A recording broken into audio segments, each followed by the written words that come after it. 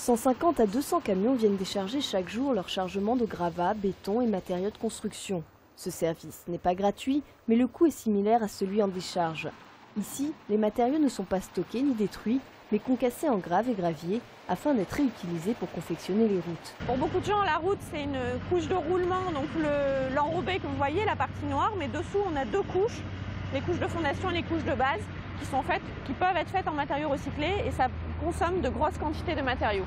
À l'achat, les matières premières recyclées coûtent autant qu'un produit neuf, mais les entrepreneurs y trouvent leur compte au niveau du prix du transport.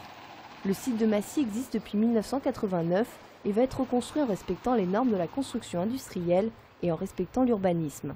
Les contraintes, si vous voulez, c'est qu'il faut le voir le moins possible nos dépôts de matériaux.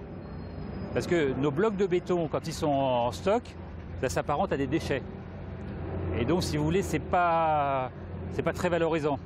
Et donc, on va avec nos aménagements, on va masquer les stocks de béton et masquer les installations. Dans 3 ans, le nouveau site sera en service et continuera de recycler chaque année 200 000 tonnes de matériaux.